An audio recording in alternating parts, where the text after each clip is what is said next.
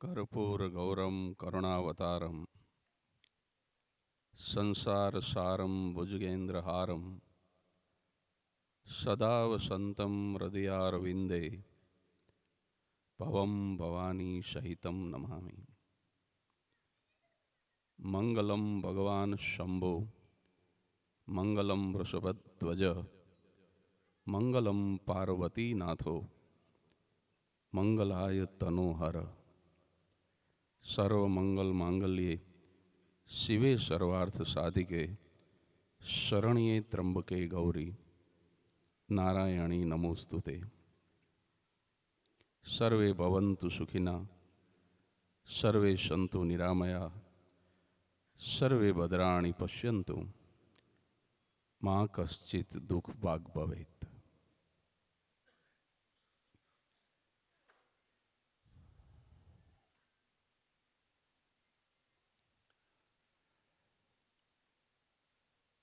एक बे विनंती करी दूं शुरुआत में।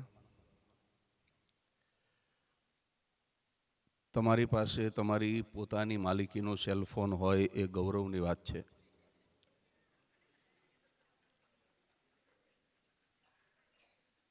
पण आवा कोई कार्यक्रम दरमियानी वगड़े तो ये शर्मनी वात छे। तो मेहरबानी करीने आपना मोबाइल ने मनमोहन सिंह मोड पर मूकी दीजो।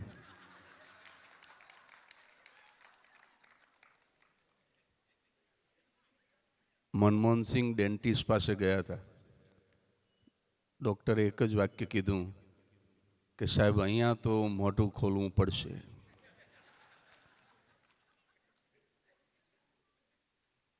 हूँ कोई हास्यनो कार्यक्रम आपवा नथी आव्यो ए बाबते हूँ पूरो सभान छूं। पण साहजिकताथी हास्य आवशे।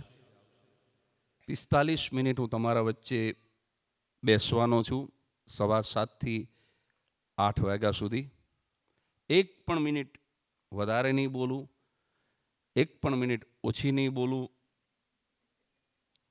अने तमने खातरी आपું છું કે તમારી એક પણ મિનિટ હું વ્યર્થ નહીં જવા દઉં।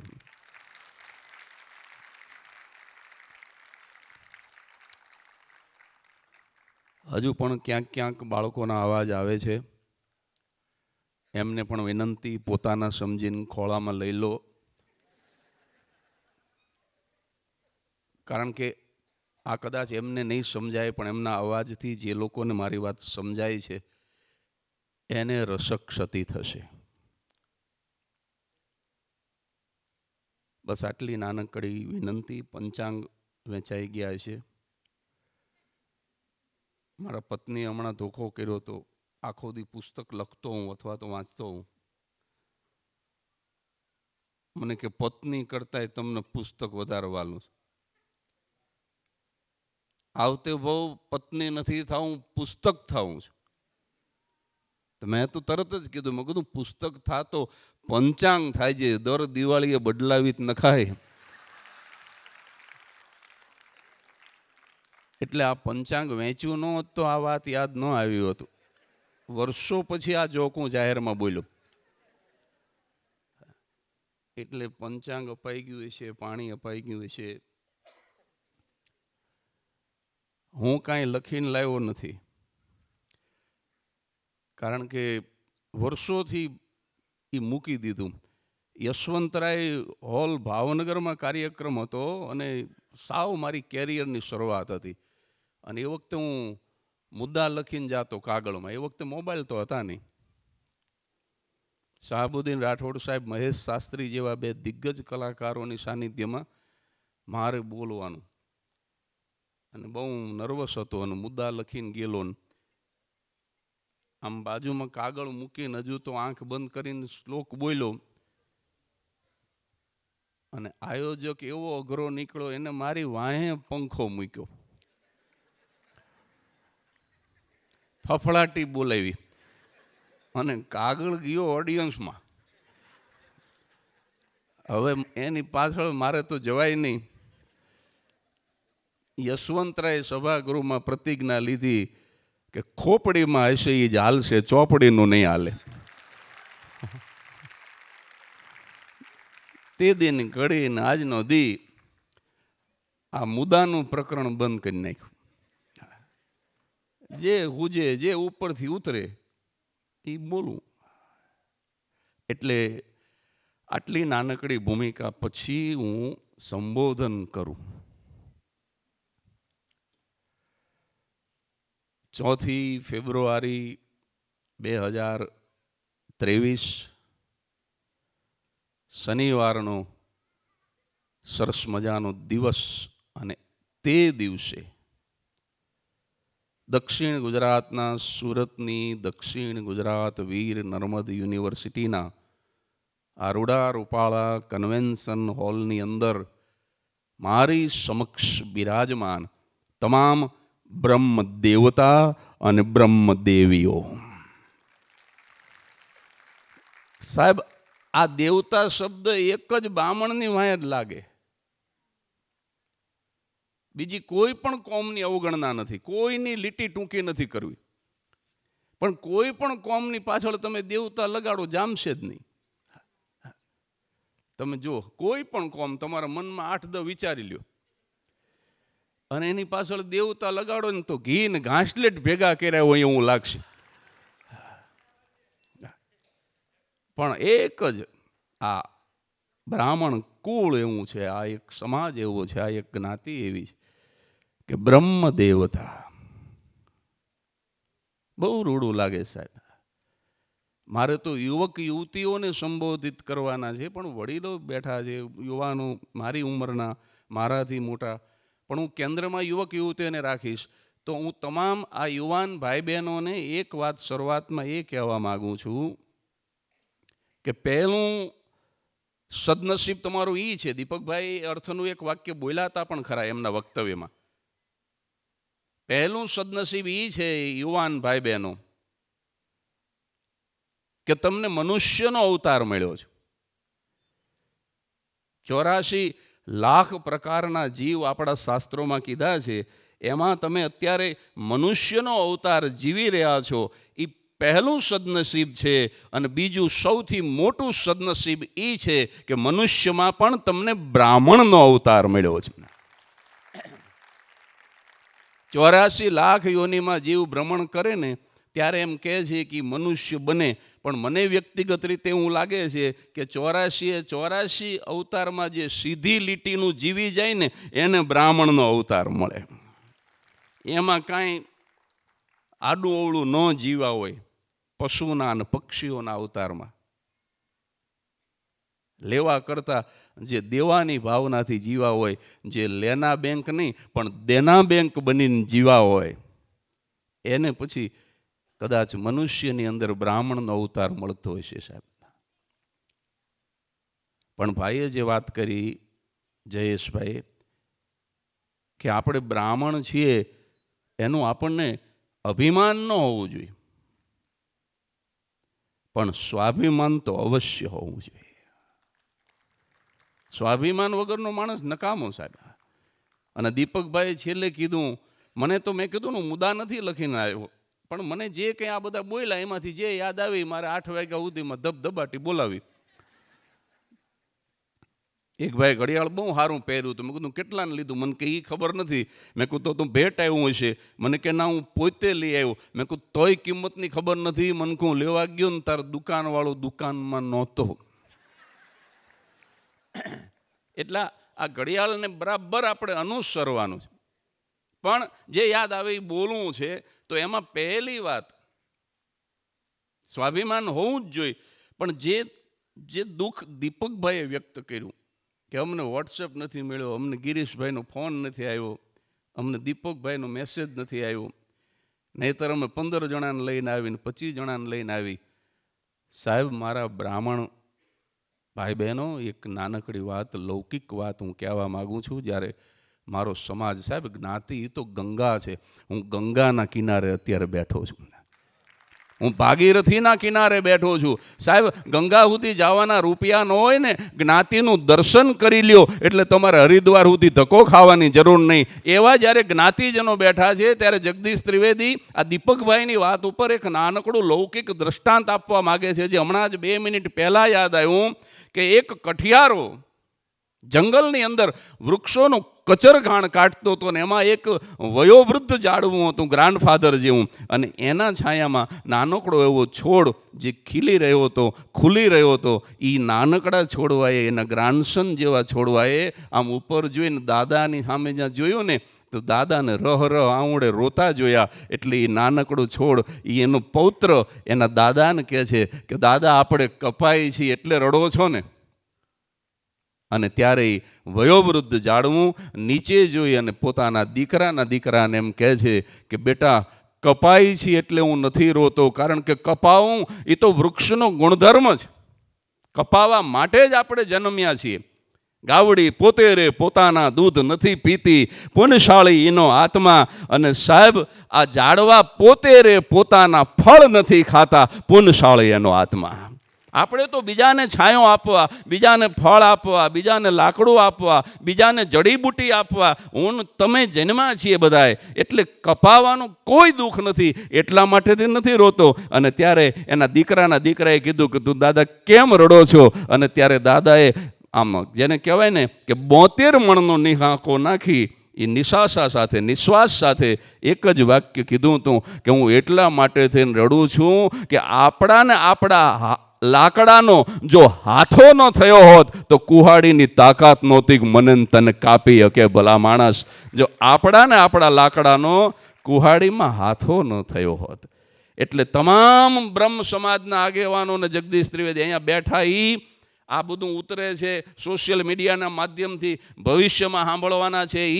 એ તમામને કરબદ્ધ પ્રાર્થના, હું તમારો દીકરો, તમારો ભાઈ, હું 2 હાથ જોડીને વિનંતી કરું છું કે જો બ્રાહ્મણના પેટના હોય ને, બ્રાહ્મણના પેટના,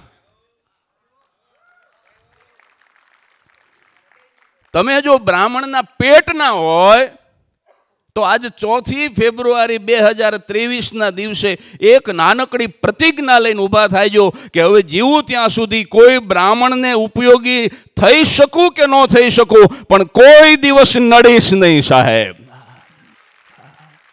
કોઈ બ્રાહ્મણનો ટાંટિયો નહીં ખેંચું, કોઈ બ્રાહ્મણને આડો નહીં આવું, કોઈ બ્રાહ્મણનો વિરોધ નહીં કરું, કોઈ બ્રાહ્મણની ટીકા નહીં કરું. સાહેબ ઉપયોગી નથી થવું. મારા કલાગુરુ પદ્મશ્રી શાહબુદ્દીન રાઠોડ સાહેબનું એક ખૂબ જાણીતું વાક્ય છે કે ભાઈ નડો નહીં તો સેવા જ છે. આપણે એકબીજાને નડવાનું બંધ કરી દઈએ સાહેબ. મારે દુઃખ સાથે કહેવું પડે છે કે સૌથી ઓછી એકતા કોઈ કોમમાં તમારે જોવી હોય તો તમારે બ્રાહ્મણ જ્ઞાતિનું દર્શન કરવું પડશે. આ ન ગમે એવી વાત છે, પણ હું બ્રાહ્મણનો દીકરો છું ને તમારે સ્વીકારવી પડશે. નહીતર સાહેબ આવા 6 વક્તાઓ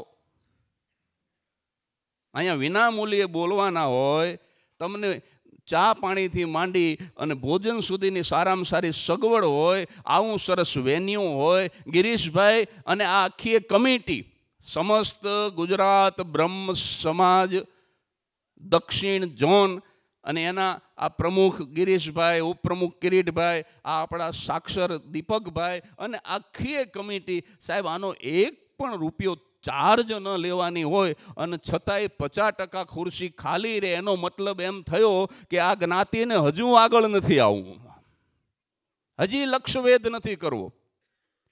નહીતર સાહેબ પટેલ સમાજ કે બીજા કોઈ પણ સમાજનું આયોજન હોય ને તો અત્યારે સાહેબ આ વચ્ચે હાલવાની જગ્યા છે ને, અહીંયા માણસો બેઠા હોય. અમને સાંભળવા 1000 રૂપિયાની ટિકિટ લઈને માણસ આવે છે, પણ ઘર કી મુર્ગી દાલ બરાબર. આપણે હું સાંભળીને કામ છે? આપણે બધું જાણીએ છીએ, આપણે બધું જાણીએ છીએ.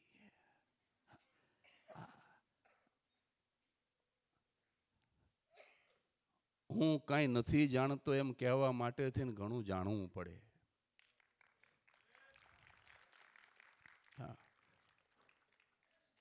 એટલે આમાં હું તમને હસાવીશ ખરો, અને તમારો ભાઈ છું ને એટલે હું તમને આવી હળવી ટકોર પણ કરીશ. એટલે તમે સહન શક્તિ કેળવજો, પણ એટલું ચોક્કસ કે જે કંઈ કહીશ એ સત્ય કહીશ. સત્ય સિવાય બીજું કાંઈ જ નહીં કહું, અને બિન કેફે બોલું છું. 9મી ફેબ્રુઆરી 2005 પછી એક ટીપું નથી પીધું. આજકાલ કરતા 18 વર્ષના વાણા વીતી ગયા. એટલે જે સત્ય પ્રતિજ્ઞાથી કહું છું, બિન કેફે કહીશ, જે મારા વંશવાલી વારસો ને વેરે કબૂલ મંજૂર અને સહી હશે એવું કહીશ. પહેલી વાત એ બ્રાહ્મણ ભાઈ બહેનો કે આપણે મનુષ્ય તરીકે જન્માય એ બહુ મોટું ભાગ્ય છે. બ્રાહ્મણ તરીકે જન્માય એ સૌભાગ્ય છે. દીપકભાઈનું વાક્ય બોલું છું, પુનરાવર્તન કરું છું. પણ બ્રાહ્મણ શું છે એ હવે જો તમે જગદીશ ત્રિવેદીને પૂછો કે હુ ઇઝ બ્રાહ્મણ અને વોટ ઇઝ બ્રાહ્મણ, તો આ મારો જવાબ છે, આ મારો મૌલિક જવાબ છે કે બ્રાહ્મણ શું છે? ભાલે ભસ્મનો ત્રિપુંડ એટલે બ્રાહ્મણ અને યજ્ઞશાળાનો કુંડ એટલે બ્રાહ્મણ. ભાલે ભસ્મનું ત્રિપુંડ એટલે બ્રાહ્મણ, યજ્ઞશાળાનો કુંડ એટલે બ્રાહ્મણ, હર હર મહાદેવનો નાદ એટલે બ્રાહ્મણ અને શાસ્ત્ર અને શસ્ત્રનો સંવાદ એટલે બ્રાહ્મણ. ઓલા બેન મીરાબેન બોલ્યા હતા હમણાં એમના પ્રવચનમાં કે મારા એક હાથમાં શાસ્ત્ર છે, કારણ કે આ મારા ગુરુ છે, મારા પતિ, અને મારા બીજા હાથમાં શસ્ત્ર છે. જો આ બ્રાહ્મણ કેવો હોવો જોઈએ એનું મૂર્તિમંત સ્વરૂપ આ કેપ્ટન મીરા, જેના એક હાથમાં શાસ્ત્ર હોય ને એક હાથમાં શસ્ત્ર પણ હોય. સાહેબ બહુ અહિંસાની વાતો કરી, બહુ મૂકી દો હવે. અહિંસા બહુ નહીં હારી.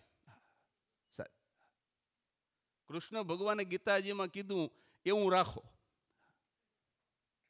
આપણને કોઈ અણો આવે તો આપણે ભલામણ અહિંસા એમ નહીં કરવાનું, એનો પ્રતિકાર કરવાનો. અને એટલા માટે માત્ર શાસ્ત્ર નહીં, શસ્ત્રની જરૂર પડે અને પડે. આ જાહેરમાં ન બોલાય ને છતાં બોલું છું. અને સૌથી વધુ પરસુ ગિરીશભાઈ વહેંચી છે, કારણ કે ક્યાં સુધી સાહેબ આપણે ક્યાં સુધી પછી આ બધી અહિંસાની વાતો કરીશું?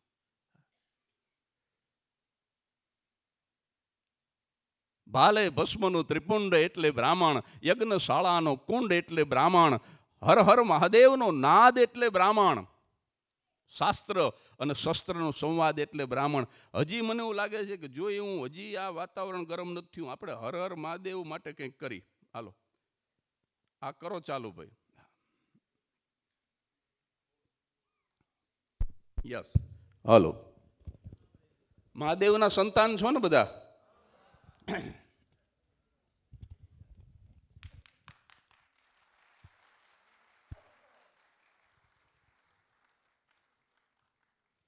આમાં જેટલા મહાદેવના સંતાન હોય એટલા જો, બીજા નહીં. જે મહાદેવના સંતાન હોય એ હાથ ઊંચો કરી, કારણ કે આજે છે ને સંગીત વાળા નથી, એટલે તમારે મને તાલીનો તાલ આપવાનો. અને એ કઈ રીતે આપવાનું એ તમને કહું. જો હું તમને શીખડાવી દઉં, ઉભા રહ્યો.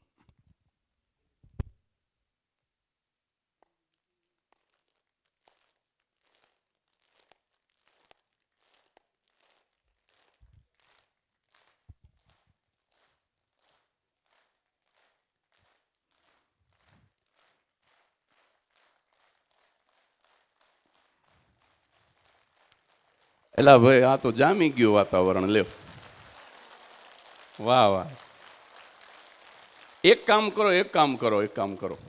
હાલો હવે આપણે છે ને મહાદેવનો છંદ ગાય. કોઈને છંદ ગાવો હોય તો ઉપર આવજો, હ, અને એ છંદના તાલમાં તમે તાલી વગાડજો.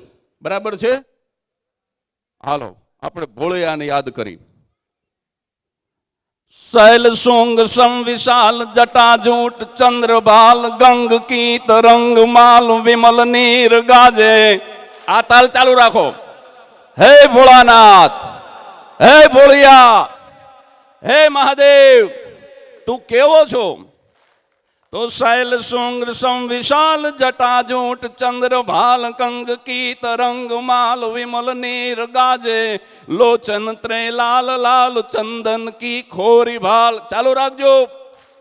आखो छंद पूरो थाय त्यां सुधी हाथ नीचे न लेता. लोचन त्रय लाल लाल चंदन की खोरी बाल कुमकुम सिंदूर गुलाल ब्रकुटी वर्षाजय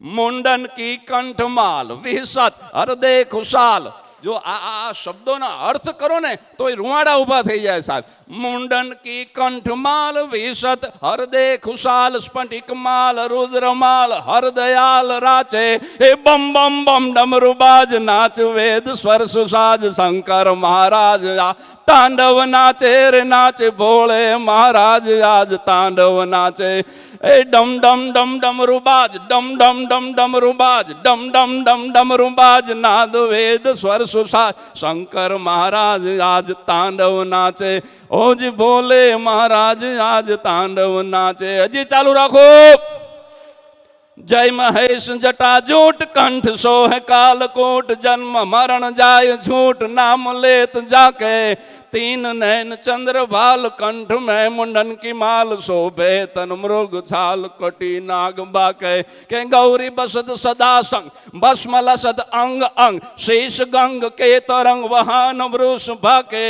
कर त्रिशूल रो कुठार ब्रह्मानंद निर्विकार जाकी महिमा अपार कहत वेद थाके के जाकी महिमा अपार कहत वेद थाके थाके थाके जगदीश भाई थाके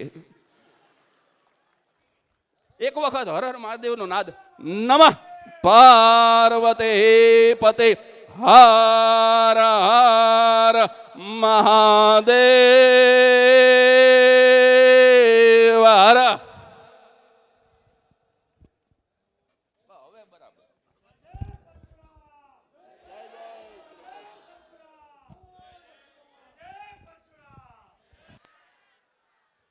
हाँ હવે હું કંઈક વાત ખોલું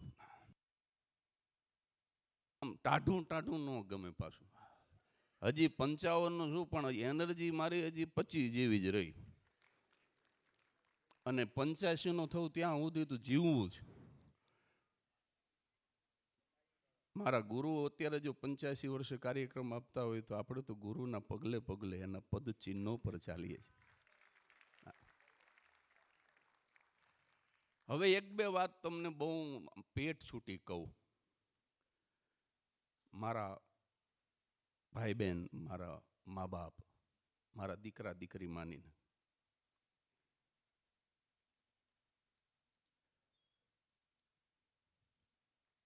ઓલા ભાઈ જે હમણાં બોલ્યા હતા તમારે આમ કઈ સફળતા વિશે બોલ્યા હતા એટલે આમ કોઈ જાતની શારીરિક ખામી ખરી તમારી કઈ શું છે હા એટલે નજરનો થોડો પ્રોબ્લેમ છે ને આ માણસને હું બરાબર સાંભળતો હતો કે આ દિવ્યાંગ છે અને છતાંય સૌથી પહેલા આવડા મોટા ઓડિટોરિયમમાં આટલા માણસ બેઠા હતા છતાં સૌથી પહેલું માઇક એણે પકડી લીધું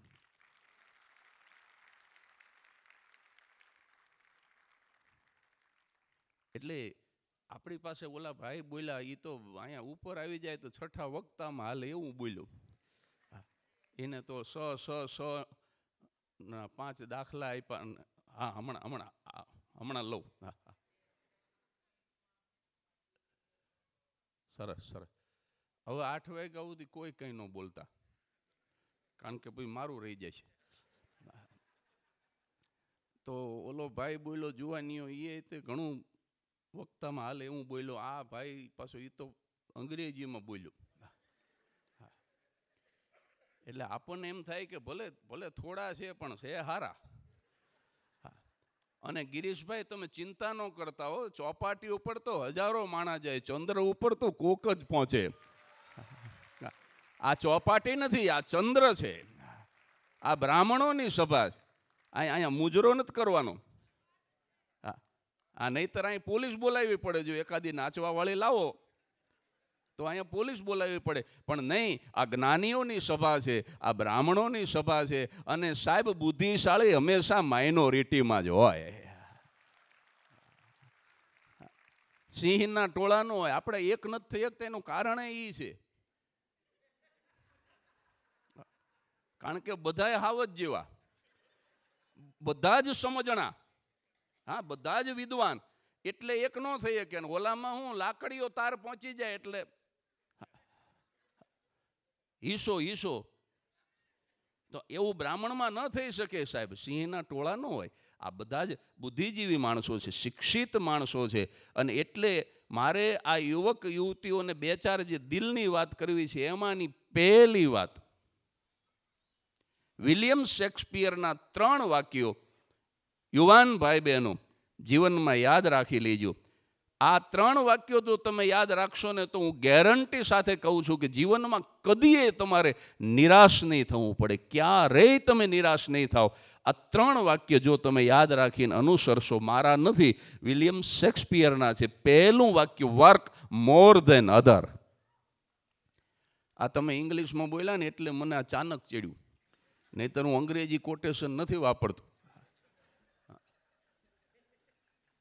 લાલુ પ્રસાદ યાદવ અમેરિકા ગયા હતા ને, વળતા એરપોર્ટ સુધી પહોંચી ગયા પછી કુબુદ્ધિ હુજી કે એકાદ વાક્ય તો અંગ્રેજીમાં બોલી નાખું જાતા જાતા.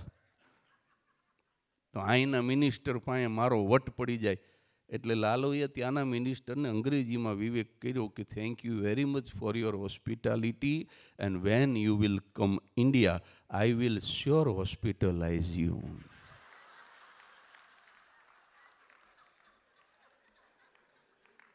ઓલો ત્યાં હોસ્પિટલાઇઝ થઈ ગયો.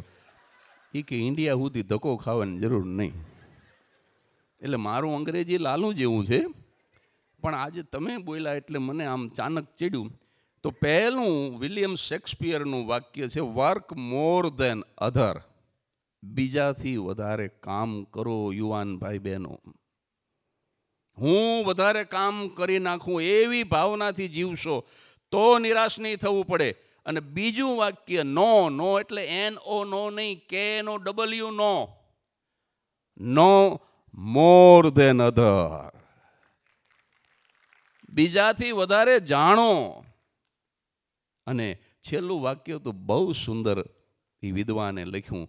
છેલ્લું વાક્ય છે, એક્સપેક્ટ લેસ ધેન અધર. બીજાથી ઓછી અપેક્ષા રાખો. આપણે આ પ્રોબ્લેમ જે બોલીએ છીએ ને વારી ઘડીએ, પણ what is the definition of problem? તો distance between reality and expectation, એનું નામ પ્રોબ્લેમ. આ આપણી વાસ્તવિકતા અને અપેક્ષા વચ્ચેનું અંતર જેટલું મોટું એટલો પ્રોબ્લેમ મોટો. એટલે આ વિલિયમ શેક્સપિયરના મોતીના દાણા જેવા 3 વાક્યો છે કે બીજાથી વધારે કામ કરો, બીજાથી વધારે જાણો, જ્ઞાન મેળવો. અને સાહેબ, નોલેજની બાબતમાં હું નથી માનતો કે બ્રાહ્મણના મગજથી પાવરફુલ મગજ ભગવાને કોઈ બનાવ્યું હોય. જ્ઞાનની બાબતમાં હમણાં ક્રોધની વાત થઈ, ભાઈએ કીધું ને કે ભાઈ બ્રાહ્મણ હોય એટલે ક્રોધી જ હોવો જોઈએ. પણ ક્રોધી એટલા માટે હોય કે આપણા ઈષ્ટદેવ મહાદેવ છે. મહાદેવ એ એવો દેવ નથી પગે કમાડ વાળો એવો, એ ભૂકા કાઢી નાખે એવો દેવ છે. એટલે એમાં કદાચ થોડો ઘણો ક્રોધ હોય, પણ એક વાક્ય યાદ રાખજો, પૂજ્ય રમેશભાઈ ઓઝા, પૂજ્ય ભાઈશ્રીનું હું અવારનવાર બોલું છું કે બ્રાહ્મણ ક્રોધી હોય પણ બ્રાહ્મણ કપટી ન હોય. કપટી નથી થવું. એની અંદર વિનમ્રતાથી મેં એક વાક્ય ઉમેર્યું છે. એ તો સંત છે, આપણે તો સામાન્ય સંસારી છીએ, પણ મેં એની અંદર એક વાક્ય ઉમેર્યું. પછી મને આ વાક્ય બહુ ગમ્યું. એટલે એમણે એમ કહ્યું કે બ્રાહ્મણ ક્રોધી હોય પણ બ્રાહ્મણ કપટી ન હોય. અને પછી આ મારું વાક્ય છે કે બ્રાહ્મણ ગરીબ હોય પણ બ્રાહ્મણ ગદ્દાર ન હોય. બ્રાહ્મણ ગરીબ હોય. આપણે નથી આવતું નગરમાં એક ગરીબ બ્રાહ્મણ રહેતો. કોઈ પણ વાર્તા તમે વાંચો તો અહીંયાથી શરૂ થાય. એક નગરને વિશે એક ગરીબ બ્રાહ્મણ રહેતો હતો. એક વાર્તા તેવી લાવી દો કે રૂપિયાવાળો બ્રાહ્મણ રહેતો હતો. એવી વાર્તા જ કોઈ ન લખી, બોલો. અને મેં તો રમૂજ કરી છે, આપણી જ રમૂજ મેં કરેલી છે. બ્રાહ્મણ કર્મ કાંડી હોય અને ગોરાણી થોડીક ગાંડી હોય. બ્રાહ્મણ કર્મ કાંડી હોય અને ગોરાણી થોડીક ગાંડી હોય. આમ મનનો ભોળો હોય પણ દક્ષિણા ઉપર ડોળો હોય. એ કે આ સત્યનારાયણની કથા એક ગોર બાપાને મેં કીધું મારે કથા વંચાવી કેટલો ખર્ચ થાય? મને કે 101 વાળી વંચાવી કે 250 વાળી? મેં કીધું આમાં બે ભાવ, મને કે જમાના પ્રમાણે બધું કરવું પડ્યું. મેં કીધું બેમાં ફેર શું? મને કે 101માં કલાવતી આવશે પણ લીલાવતી ઠેઠ સુધી નહીં આવે. એમાં સાધુ નામનો વાણિયો આવશે પણ કઠિયારો નહીં આવે. અને મને કે 250 આપો તો બધા રાજી થઈને આવે.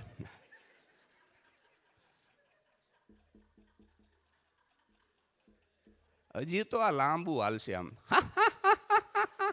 હજી તો તમે ઘરે બાથરૂમમાં ઊભા દાંત નો કાઢો તો જગદીશ ત્રિવેદી નહીં. કારણ કે આ વાતું તમને એકાંતમાં બહુ કનડશે. અરે કનડશે શબ્દ આવ્યો મને મુકુલ ચોકસી યાદ આવ્યા. અહીંના સુરતના કવિ સાંજ ટાણે બહુ કનડશે બોલકી શેરી સજનવા. કનડશે શબ્દ અચાનક આવી ગયો. સાંજ ટાણે મેં કીધું ને આમાં મુદ્દા નથી પણ વાત મુદ્દાસર લાગશે. સાંજ ટાણે બહુ કનડશે બોલકી શેરી સજનવા અને હું તમે આપેલ ચૂપકી દીન લઈશ પહેરી સજનવા. એનો એક શેર મને ગમે છે કે ટેરવા માગે છે તમને એટલું પૂછવા સજનવા. આ ટેરવા માગે છે તમને એટલું પૂછવા સજનવા કે અશ્રુઓ સાથે અવાજો કઈ રીતે લૂછવા સજનવા. આ કન્નડ છે નો આવ્યું તો મુકુલભાઈ યાદ ન આવે. મુકુલભાઈ મળે તો યાદી આપજો. એક યુવાન ઇજિપ્તનું કેરો એનું પાટનગર, સત્ય ઘટનાનો પ્રસંગ છે. યુવાન ભાઈ બહેનો આ એક પ્રસંગ ભૂલતા નહીં બાપા, વિનંતી કરું તમને. યુવાનો માટે જ બોલું છું. આ મોટાને આ બહુ લાગુ નહીં પડે. હવે ઇજિપ્તના કૈરોની અંદર એક યુવાન જઈ રહ્યો છે અને કાજી સાહેબ સામે મળ્યા. કાજી સાહેબે તે દિવસે એની જે ચાલ જોઈને તો એને એમ લાગ્યું કે આ કંઈક જુદું કરવા જઈ રહ્યો. આજે આની હાલ બદલાઈ ગઈ છે, નક્કી કંઈક અમંગળ છે. એટલે કાજી સાહેબે તો એનો ધર્મગુરુ એટલે સૌને આદર હોય, મુસ્લિમ હતો આ યુવાન, ઊભો રાખ્યો કે હુસૈન કેમ આજે જરાક જુદો લાગે છે, કઈ બાજુ જાય છે? પણ આ તો કાજી સાહેબ હતા, ધર્મગુરુ હતા. એટલે યુવાન જે હતો એને સાવ સાચું કહી દીધું, આંખમાંથી આંસુ ખર્યા અને કીધું કે હું આપઘાત કરવા જઉં છું.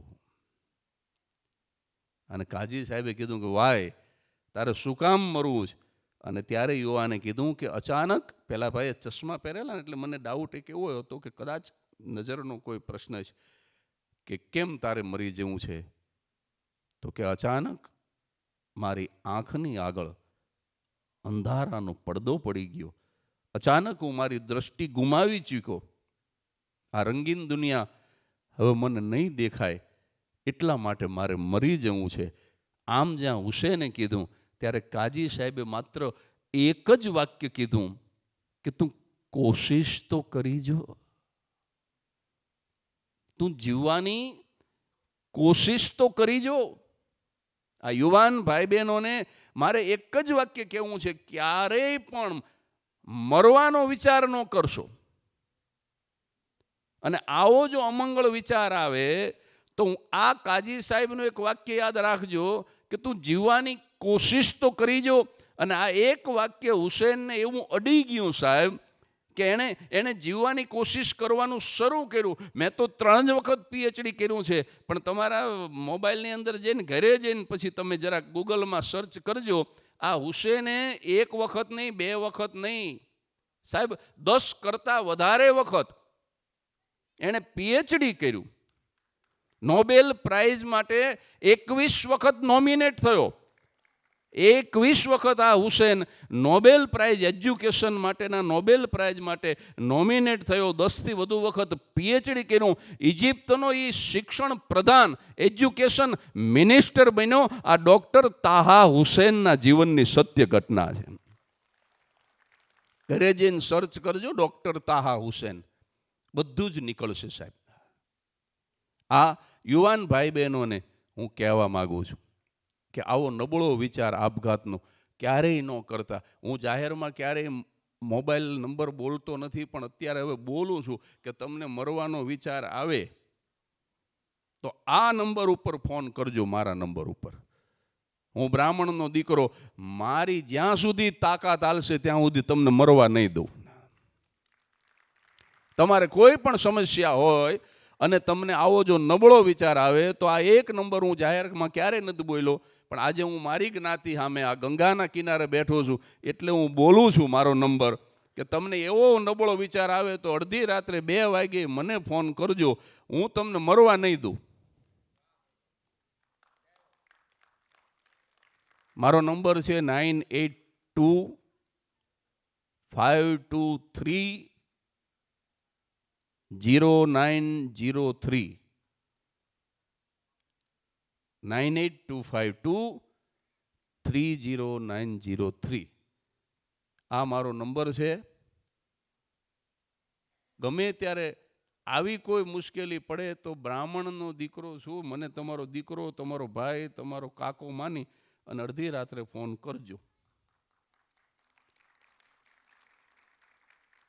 અને હવે જે બાકી વધી છે 12 મિનિટ, એમાં મારે મારી 55 વર્ષની જિંદગીનો નિચોડ આ યુવક ભાઈ બહેનોની સામે મૂકી દેવો છે. પહેલી વાત તો હું બહુ તોફાની હતો, નાનો હતો ત્યારે. મારો જન્મ બહુ નાની ઉંમરમાં થયેલો અને પછી નાનપણથી જ તોફાની. તો મારા મા બાપે કંટાળીને, મા બાપ પાસે આમ 2 જોડે રાખ્યા છો મેં. દત્તક માતા પિતા પણ છે, જન્મદાતા પણ છે, પણ એ 4 ભેગા થઈને ન હાચવી કે એવો તોફાની. 2 તો કંટાળી જ જાય, પણ આ 4 થાક્યા. આમાં એક પણ શબ્દ હું કાલ્પનિક નથી બોલતો, ખોટો નથી બોલતો. મેં કીધું ને, આમ ગીતાજીને હાજર માનીને હાથ મૂકીને બોલ્યો છું આજે. 4 મા બાપ કંટાળી ગયા. લીંબડીની બ્રાહ્મણ બોર્ડિંગમાં મને દાખલ કર્યો, સુરેન્દ્રનગર જિલ્લાનું લીંબડી. આ ભાસ્કર સામે જે બેઠો 3જી રોમાં, એ અહીંયા એડવોકેટે છે, એની 2-3 નિશાળે છે, આ મારા ભેગો ભણતો એ સાક્ષી છે. આમાં કાંઈ ખોટું હોય તો ભાસ્કર કહેજે. આ બધાએ જગદીશ આશ્રમમાં સંધ્યા શીખવા જાય, કીધું આપણને એમાં મજા નહીં આવે. હું ન ગયો. તો પહેલે જ દિવસે આ લોકો સમાચાર લઈને આવ્યા, એ કે જે છોકરા સંધ્યા શીખવા આવે ને એને આવડો મોટો જર્મનનો ગ્લાસ, જર્મન મીનાકારી કરેલો, આવડો મોટો ગ્લાસ ભરીને દૂધ આપે છે ને, એમાં કેસર ને બદામ ને પિસ્તા, અને પછી જે સંધ્યા શીખવાની જે ઈચ્છા મારી પ્રદીપ્ત થઈ. આ બધા પહેલાં જ એનું બેહી જતો જગદીશ આશ્રમમાં, અને દૂધની લાલચે હું સંધ્યા શીખી ગયો. મને સંધ્યા કરતા આવડું પણ શાંતિથી જીવતા ન આવડ્યું. એટલા બધા તોફાન બોર્ડિંગમાં કર્યા. બીપી શુક્લ સાહેબ નામના અમારા ગ્રહપતિ હતા. એણે 1 વર્ષ પૂરું થયું ને પછી બધા ટ્રસ્ટીઓને બોલાવીને કીધું કે આવતા વર્ષે કાં મને રાખો ને કાં જગદીશ ત્રિવેદીને રાખો. આમાં એક પણ શબ્દ મારા ઘરનો નથી. તાબડતોબ ટ્રસ્ટીઓની મિટિંગ મળી અને સાહેબ બધા જ મિટિંગમાં હતા, એ બધા જ બ્રાહ્મણો હતા, ને છતાં સર્વાનુમતે નિર્ણય લીધો. બોલો,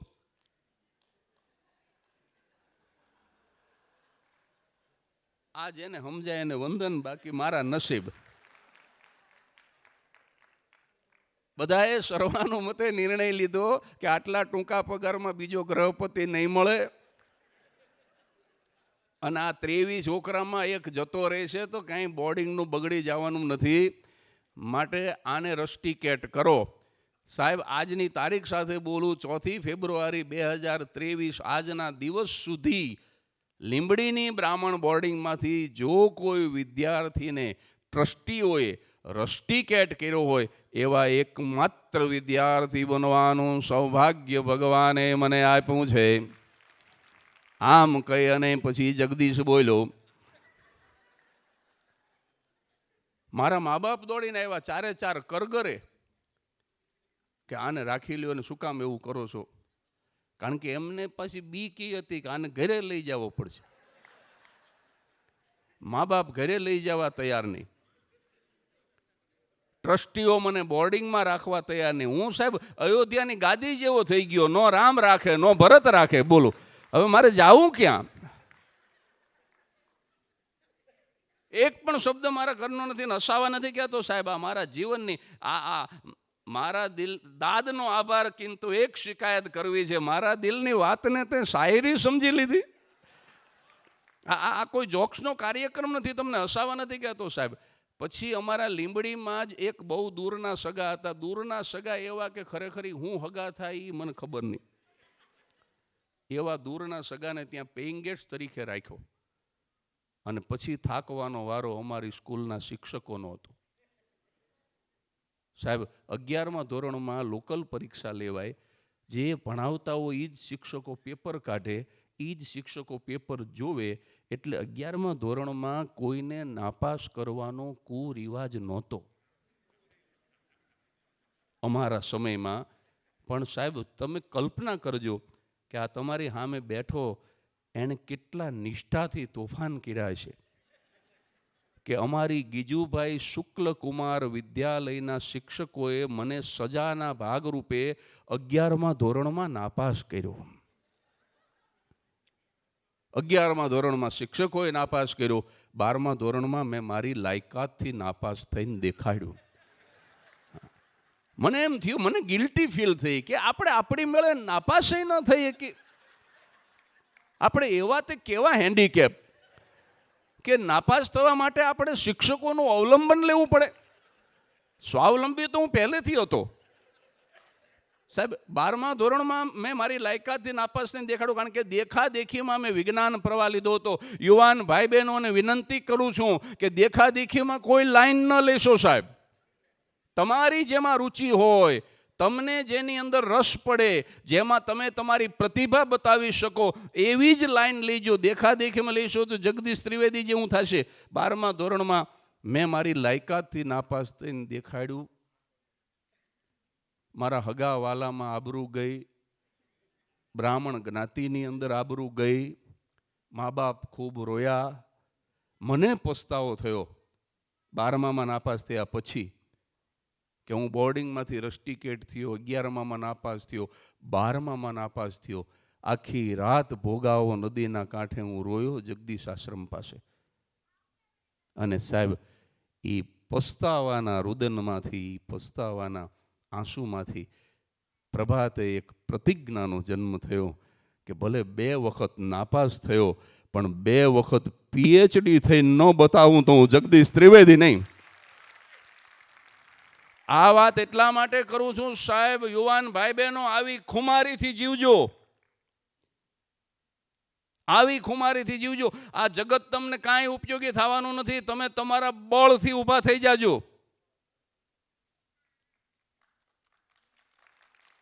મારા મા બાપે મને PhDની અંદર કાંઈ મને સહકાર નથી આપ્યો, પણ મારા બળથી હું આ ક્ષેત્રમાં આવ્યો આજથી 30 વર્ષ પહેલાં સાહેબ.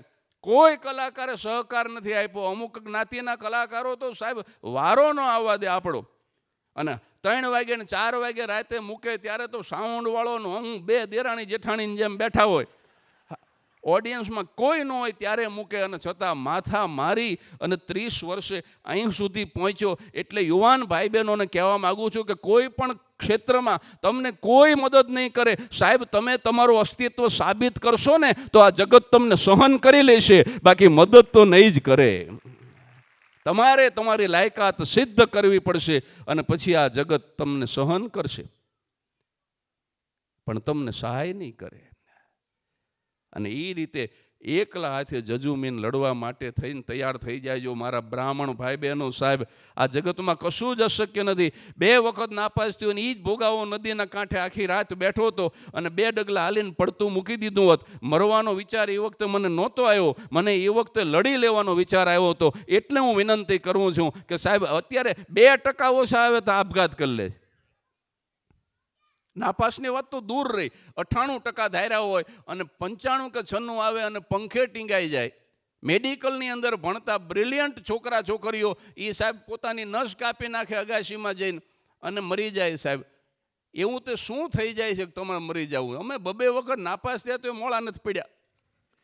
અને મા બાપને વિનંતી કરી દઉં, તમારા બાળકની તમારા સગાના બાળકો સાથે કે પાડોશીના બાળકો સાથે સરખામણી કરી વાલીમાંથી મવાલી થતા નહીં. તમારું બાળક તમારું પોતાનું છે, એની સરખામણી ડોન્ટ કમ્પેર. સાહેબ, તમારા બાળકની પાડોશીના બાળક સાથે કે તમારા સગાના બાળક સાથે સરખામણી કરશો ને તો એ મરી જશે ને તમારા બાળકને આપઘાત કરાવવા માટે તમે નિમિત્ત બનશો. કારણ કે તમારું બાળક એ તમારું છે. સાહેબ, મર્સિડીઝ અને ઓડીની એવરેજની સરખામણી ન થાય. મર્સિડીઝ છે, ઓડી છે, તમારા હાડુભાઈની દીકરી હાડુભાઈની છે, આ તમારી છે એ તમારી છે, એ બેયની ક્યારેય સરખામણી ન થાય. એટલે મા બાપને વિનંતી કરું, મવાલી ન થાશો, વાલી થાજો. આ શબ્દ મારે દુઃખ સાથે બોલવો પડે છે, કારણ કે મેં એવા મા બાપને જોયા છે સુરેન્દ્રનગરની અંદર કે જેના સંતાનોએ મા બાપના ટોર્ચરિંગના કારણે આપઘાત કર્યા છે. સાહેબ, આપણા સંતાનોને એની રીતે જીવવા દો ને. હજી એક નાનકડી વાત તમને, આ પણ મારો મૌલિક વિચાર કે આ બોલપેન રહીને આ હાવ સસ્તામાં સસ્તી મેં ગોઈતી છે, બહુ ફેર્યો છું આના માટે. હું સસ્તામાં સસ્તી બોલપેન માટે ખૂબ ફર્યો. આ બોલપેન 10 રૂપિયાની નથી સાહેબ, 10 રૂપિયાની કિંમત નથી.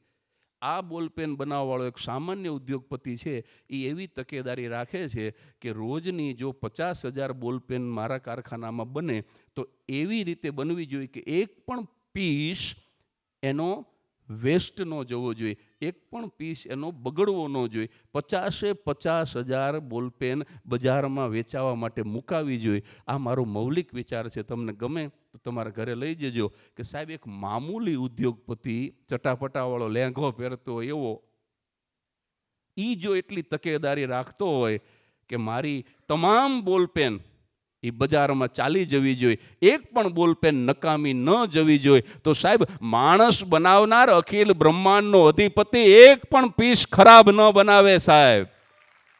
આ કેવડું મોટું પીસ, આ કેવડું મોટું મોંઘું પીસ બનાવે, મોંઘું ઉત્પાદન કોઈનું હોય તો એ માણસનું છે. એ માણસ બનાવનાર અખિલ બ્રહ્માંડનો અધિપતિ એક પણ માણસ એવો બનાવે નકામો કે જે કોઈને કામમાં ન આવે. સાહેબ, દરેક માણસની અંદર ઉપરવાળો કાંઈક ને કાંઈક પ્રતિભા મૂકે જ છે, પણ શિક્ષકો જો એ પ્રતિભાને પારખી લે, વ્યક્તિ પોતે જો એ પ્રતિભાને પારખી લે તો ચોક્કસ એનો વિકાસ થઈ શકે. 2 વાર નાપાસ થયેલો માણસ અત્યારે તમારી સામે બેઠો છે, અને આ જે કંઈ હું કરી શીખો, ભાઈએ કહ્યું એ રીતે આ બિલ્ડિંગ જે કંઈ બનાવ્યા, જે કંઈ હું થોડું ઘણું કરી શીખો સાહેબ, તો મને ખબર પડી ગઈ હતી કે મને બીજું કાંઈ નહીં આવડે, પણ મને બેઠા બેઠા બોલતા અવશ્ય આવડશે. અને એ મેં પકડી લીધું સાહેબ. મને એક આ જ આવડશે, બીજું કાંઈ નહીં આવડે સાહેબ. તો મેં એ પકડી લીધું. તો દરેક વ્યક્તિની અંદર ઈશ્વરે પ્રતિભા મૂકી છે. કાં કોકને સારું નાચતા આવડે, કાં કોકને ગાતા આવડે, કાં કોક સારો ઇજનેર હોય, કાં કોક સારો પ્લમ્બર હોય, કાં તો કોક સારો ઇલેક્ટ્રિશિયન હોય, કાં તો કોક સારો ડ્રાઈવર હોય. સાહેબ, કંઈક ને કંઈક પ્રતિભા તમારી અંદર ઈશ્વરે મૂકી છે, એને પારખી લેજો. શિક્ષકોને પણ વિનંતી કરું છું કે તમે તમારું કંઈ નાખવાનો પ્રયાસ ન કરતા, એની અંદર શું છે એ કાઢવાનો પ્રયાસ કરજો સાહેબ. એજ્યુકેશન શબ્દ જ ટુ એજ્યુકેટમાંથી આવ્યો છે. એજ્યુકેટ એટલે બહાર કાઢવું. આપણે શિક્ષકો શું કરે, એની પાસે ખાબોચિયા જેટલું પડ્યું છે નાખી દેવું. આ ખાબોચિયું 9 મહિનામાં નાખી દેવું. 9 મહિના જ હોય છે ભણવાના, 3 મહિના તો રજા હોય છે. એનું નાનું એવું બકડિયું જે લઈને ફરતો હોય એ ઓલામાં નાખી દેવું. અરે સાહેબ, એમાં નથી નાખવું, એની અંદર શું પડ્યું છે એ બહાર કાઢો. આ તાહા હુસેન બની જશે સાહેબ. આપણા એજ્યુકેશનમાં આ ખામી છે. એટલા માટે હું વારંવાર વિનંતી કર્યા કરું છું. મારો સમય પૂરો થઈ ગયો છે. હવે કેવળ 10 શબ્દ બોલીને મારી વાણીને વિરામ આપું. 10 શબ્દ.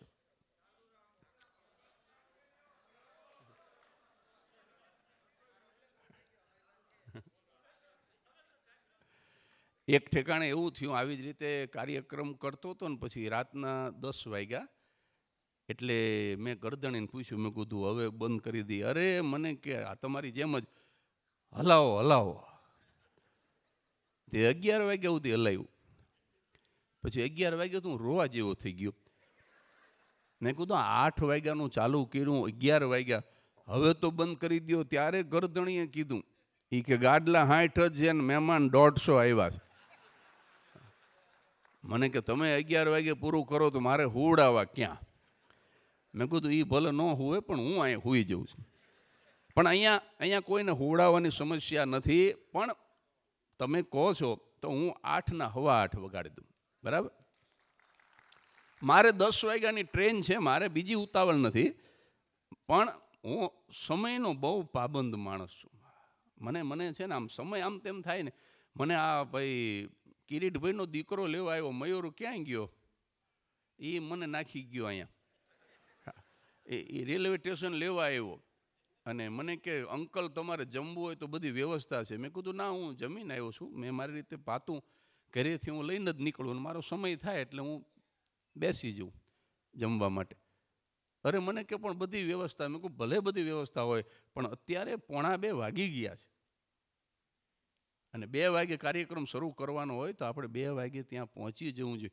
એટલે એવું થોડોક હું આમ હેલ્થનો અને ટાઈમનો ને એનું થોડોક કોન્શિયસ કરો એટલે મેં 8 વાગે પૂરું કરી નાખ્યું. પણ હવે તમારી લાગણી છે અને આ ભાઈ તે ફોટોગ્રાફર એ જાણીતો માણસ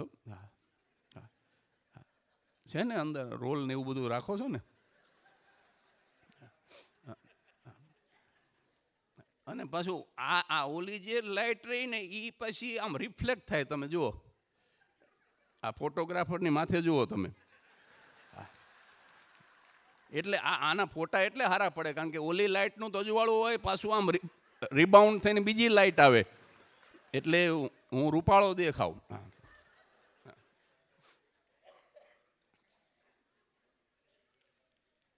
10 શબ્દ મારા મિત્ર જ એટલે રમૂજ કરું છું.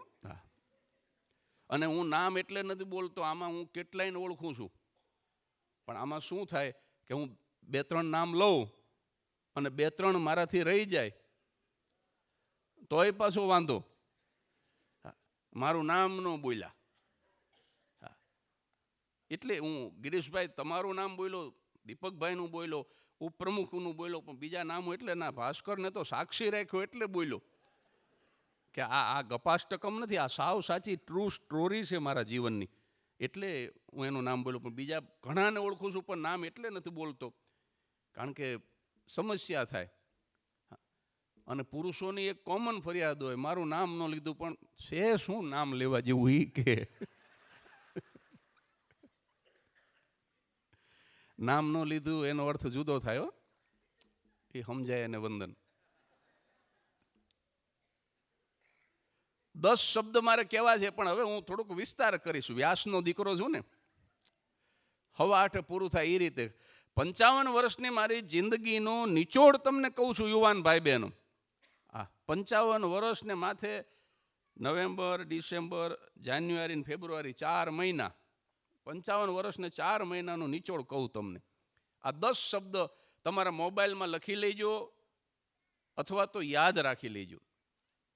આ મેં ખૂબ સંતોને સાંભળી, પુસ્તકો મેં લખાય તો બરાબર પણ અનેક પુસ્તકો વાંચી, ખૂબ બધા એને સાંભળી, મનોમંથન કરી અને આ 10 શબ્દ વીણીને હું તમારા માટે લઈ આવ્યો છું. 5 વાક્ય છે, દરેક વાક્યમાં 2 જ શબ્દ છે. આ 10 શબ્દ તમને આપીને પછી છૂટા પડી. પહેલું વાક્ય, વહેલા ઉઠો. મારા પત્ની એકવાર મને પરોળીએ 5 વાગે જગાડ્યો. મેં કીધું હું 8 વાગે જાગું છું, આ 5 વાગ્યા જો તો ખરી. અરે પણ કે મને નહીં ખબર હોય આટલા વરાથી જગાડું છું. આ બાજુવાળા બાબુ કાકાના 3જી વખતના પત્ની ગુજરી ગયા. તમારે એની સ્મશાન યાત્રામાં જવાનું એટલે વહેલા જગાડ્યા. મેં આંખું ચોળતા ચોળતા શ્રીમતીજીને એટલું જ કીધું કે બાબોડાના ઘરે હું 2 વખત જઈ આવ્યો, એ મારા ઘરે આવ્યો એકે વાર.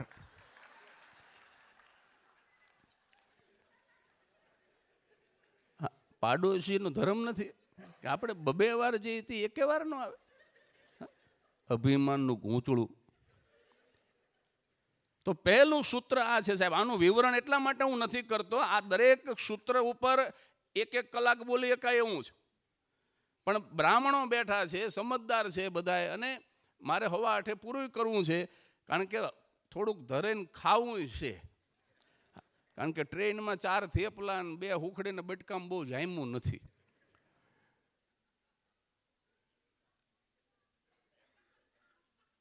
નહીં તો દરરોજ તમે 1 કલાક વહેલા જાગો. હું તમને ટૂંકમાં સમજાવી દઉં. દરરોજ તમે 1 કલાક વહેલા જાગો અને તો તમે સાહેબ 1 મહિનામાં 30 કલાક વધારે જીવી શકો. અને 1 મહિનામાં 30 કલાક વધારે જીવો ને તો વર્ષમાં તમે 365 કલાક વધારે જીવી શકો. એનો મતલબ કે તમે 15 દિવસ વધારે જીવી શકો. તો 12 મહિનામાં જો તમે અડધો મહિનો વધારે જીવો ને તો તમે 80 વર્ષ જો જીવવાના હોય ને તો તમે 40 મહિના વધારે જીવી શકો. એનો મતલબ તમે 3.5 વર્ષ તમારું આયુષ્ય વધારી શકો. ભલા માણસ, 1 કલાક વહેલા જાગતા શીખી જાઓ.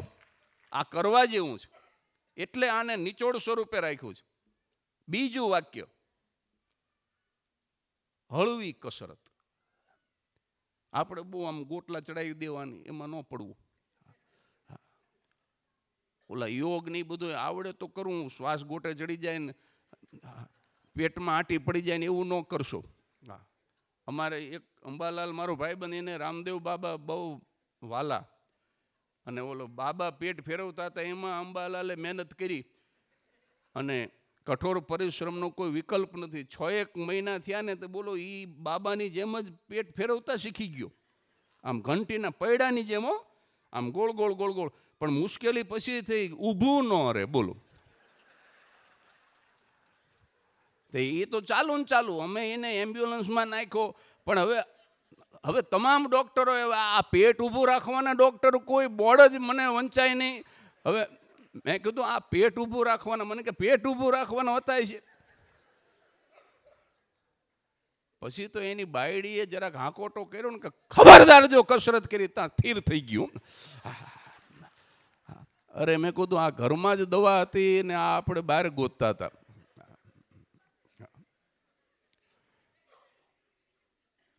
એટલે બીજું સૂત્ર, હળવી કસરત. આપણે છે ને ઇવનિંગ વોક, મોર્નિંગ વોક, એવું હળવું કરી લેવું. વાત એટલી છે. બહુ આપણે કંઈ જીમમાં જવાની જરૂર નથી.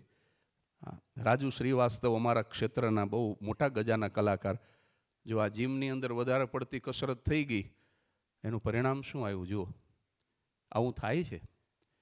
એટલે બહુ, અને ઓલું 6 પેક ને એમાં તો પડતા જ નહીં.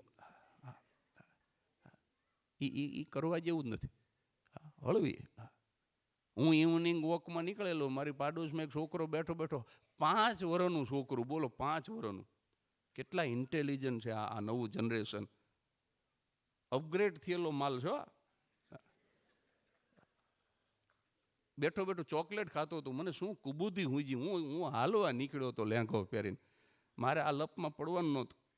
મેં વળી એને વણમાગી શિખામણ આપી. મેં કીધું બેટા બહુ ચોકલેટ ન ખવાય, તારા દાંત ખરાબ થઈ જશે.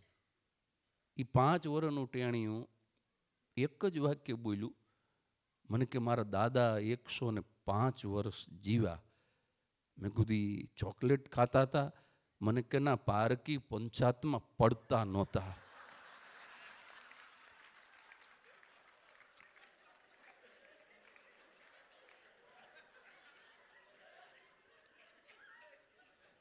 મને કે દાંત મારા, ચોકલેટ મારી. ત્રીજું વાક્ય તો અઘરું બોલ્યો. એ કે હું મારા બાપાનો. મને કે 3 માંથી ક્યાંય તમારું ઇન્વેસ્ટમેન્ટ ખરું? મેં કીધું ના. મને કે તો છાના માના વોક લ્યો ને. હું એવો ખાર ખાઈ ગયો. ઇવનિંગ વોકમાં નીકળ્યો તો ને હવારુંથી આયલો. બોલો. એટલે બીજું સૂત્ર એ છે હળવી કસરત. યુવાન ભાઈ બહેનો, ત્રીજું સૂત્ર સાદો ખોરાક. જે ખોરાક આપણા પિતૃઓએ ક્યારેય ખાધો નથી એમાં ન પડતા. આપણા જીન્સમાં અનુકૂળ નથી.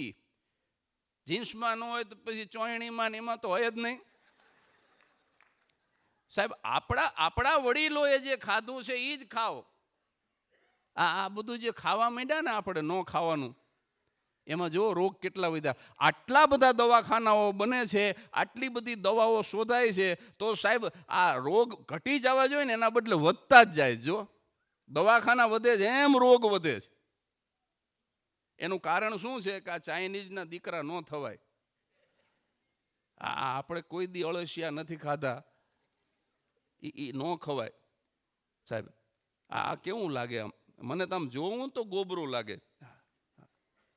છોકરા મેગી મેગી કરે, મેગી ભેગી ન થાય.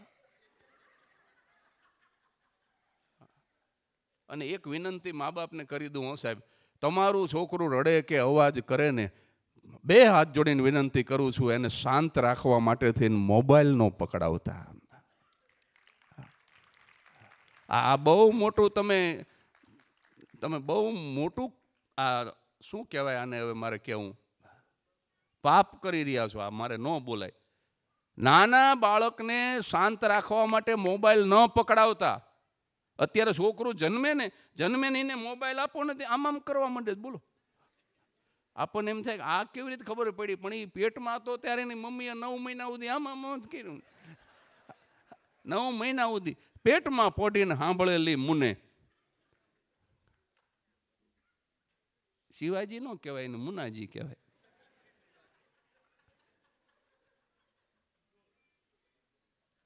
ત્રીજું, સાદો ખોરાક, એમાંય નથી ઊંડું ઉતરવું બહુ. ચોથું સૂત્ર, વ્યસનનો ત્યાગ. સાહેબ, તમને જાણીને દુઃખ થશે, તમે ભલે તાલી 2-4 જ પાડી, પણ તમને દુઃખ થાય, તાલી પાડવાનું મન ન થાય એવી વાત કરું. સૌથી વધુ મોઢાના કેન્સર ભારતની અંદર WHO આ કહે છે, જગદીશ ત્રિવેદી નથી કહેતો, વર્લ્ડ હેલ્થ ઓર્ગેનાઇઝેશન WHO, સૌથી વધુ મોઢાના કેન્સર આખા હિન્દુસ્તાનની અંદર ગુજરાતમાં થાય છે. અને ગુજરાતની અંદર પણ દુર્ભાગ્ય સાથે બોલું છું, હું સૌરાષ્ટ્રીયન છું, એટલે સૌથી વધુ મોઢાના કેન્સર સૌરાષ્ટ્રની અંદર થાય છે. અને એનું કારણ કેવળ અને કેવળ ગુટકા, માવાન ફાકી. ખરેખર આમાં શું છે, એ મારું પ્રતિજ્ઞા લેવડાવીને એ મારું કામ એટલા માટે નથી કે એ તો સંતો લેવડાવીએ કે, બાકી મેં મારા જીવનની અંદર લીધી છે. જો આમાં શું છે, તમારા સિવાય તમારી જાતને બીજા કોઈ બચાવી નહીં શકે. આમ જોવા જાવ તો કોઈ ધર્મગુરુ, કોઈ કથાકાર, કોઈ મોટિવેશનલ સ્પીકર પણ તમારું વ્યસન છોડાવી નહીં શકે જ્યાં સુધી તમે મનથી નક્કી નહીં કરો કે મારે હવે નથી ખાવું.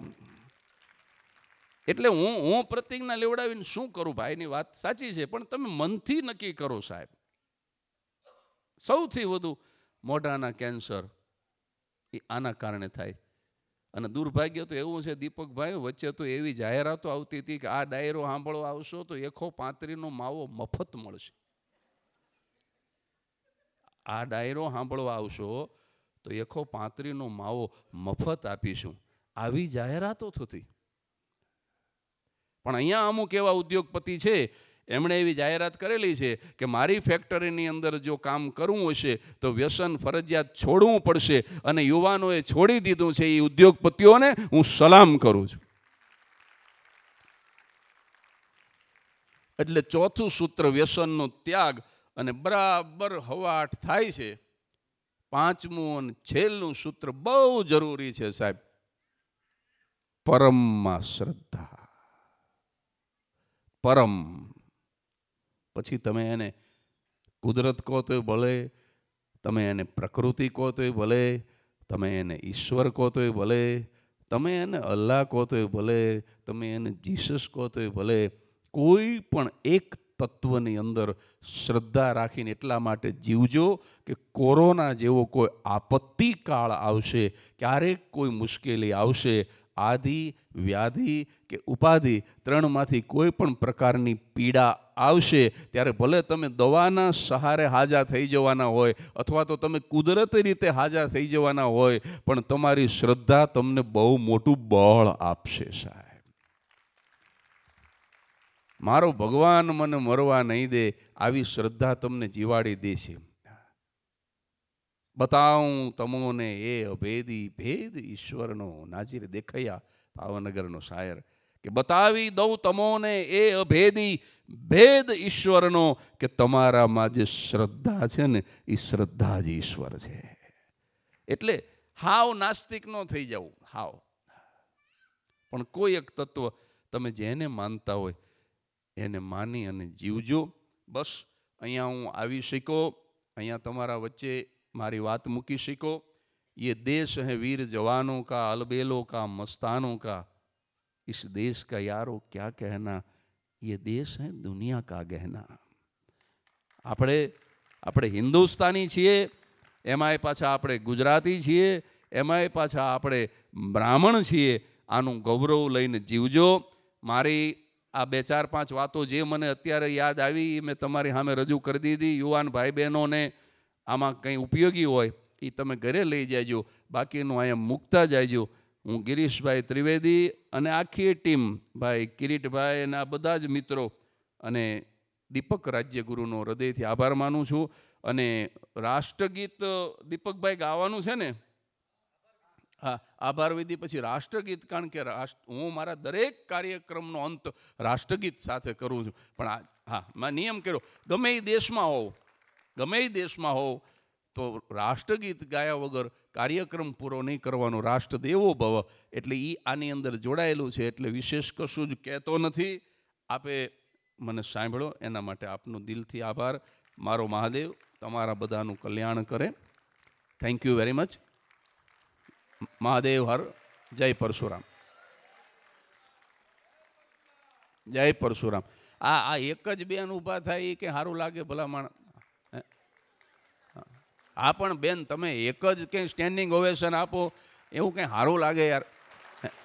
આ આખો સમાજ યાર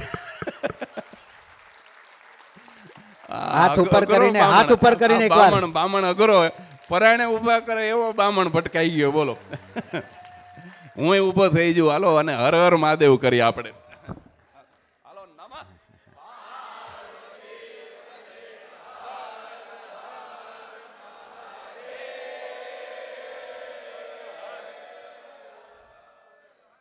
આખો સમાજ ઊભો થઈ ગયો. જગદીશભાઈ તમારી સાથે.